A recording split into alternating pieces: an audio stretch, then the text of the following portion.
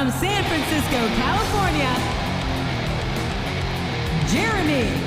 THQ is back again with its yearly installment of SmackDown with SmackDown vs. Raw 2007. And as is the norm, it's still an impressive combination of wrestling, storytelling, and user customization. Well, that's very generous.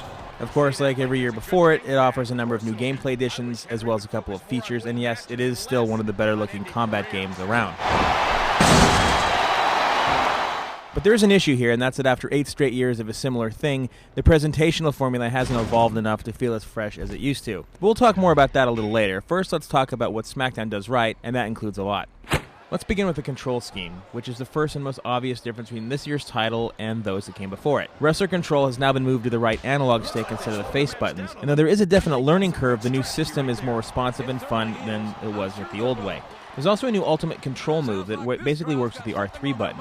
These moves add direct player manipulation to the action, so even though you can't do everything with them, you can still control the speed and frequency of certain maneuvers. Stuff like power slams, ZDTs, power bombs, suplexes, moves like that. The only downside to these maneuvers is that they aren't always balanced properly. They sap your stamina dry after about 3 or 4 groin on the ring pushes, and if you do 3 or 4 repeating power bombs, which is a tougher move by the way, it doesn't have as much effect on your bar, so it's a little unbalanced there. Of course, the most entertaining and addictive new feature for SmackDown is the inclusion of environmental hotspots. These little sequences really capture the feeling of the WWE's more brutal matchups, and they're definitely fun to play too. Plus, not only do these environmental interactions allow users to throw opponents into speakers and strangle them with cords and hit them with television sets, but they can also smash your heads into staircases or grab a fan sign and build heat or send an opponent flying through the Spanish announcer's table, which is a personal favorite of mine. Oh boy, the adrenaline is pumping. Another fix this year is a more realistic season mode. This time there are more than 40 original storylines with beginnings, endings, and even branching paths. It's also fully voiced, and it offers a few character-specific storylines, plus a customizable 3D locker room where you can view your trophies and other goodies. There are also improvements to General Manager mode, which builds on the same foundations that powered last year's game, but now you can hire writers for better storylines, or you can send superstars to Heat and Velocity to make them more popular for the bigger shows, and gain access to the Power 25, that's the same ranking list that they have on WWE.com. Now, besides everything I've already talked about, there are plenty of other little fixes and bonuses worth mentioning too. There's now an endless reversal system, and there's additional creator-player parts. You can now stylize your characters to be a little bit more personal. And of course, they've added fixes to the table match, and the much-anticipated Money in the Bank has finally been thrown in. So with all the positives that I've touched on, where are the valid criticisms? Well, I think the most obvious place to start is with the animations. Despite having a number of new moves and ring walks, the vast majority of SmackDown's moveset feels a little bit too familiar. In fact, it feels a lot like it did 8 years ago, and that includes a 360 version. Also, despite the move from keyframe to motion capture over time, a strong portion of the maneuvers here still feel like they're 2 or 3 generations old, and they require you to wait most of the time to have to finish playing out before you can actually do anything again.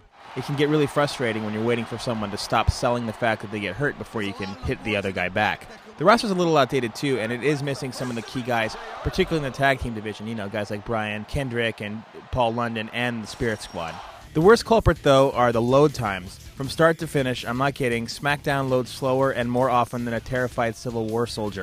Almost every screen in the game loads in upwards of 10 to 20 seconds every time they're selected, and there's even instances where, this is the absolute truth, it loads another loading screen.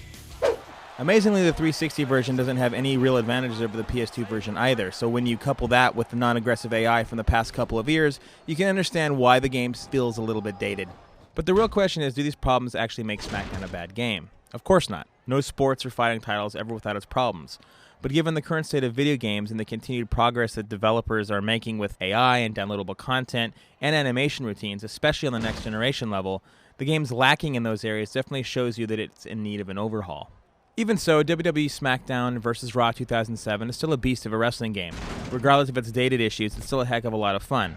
There are thousands of different grappling holds to play around with, and the new analog-based focus adds flair to an established control setup. Oh, and before I forget, if you're trying to figure out which version to get if you own both the PS2 and 360 systems, go with Xbox. It supports widescreen, it has higher resolutions, you can get achievements, and it uses realistic sweat effects. Yeah, sweat. Should not be, King. These are some of the finest athletes in all of sports entertainment. I know that, JR. I'm just saying that this has been a great match so far.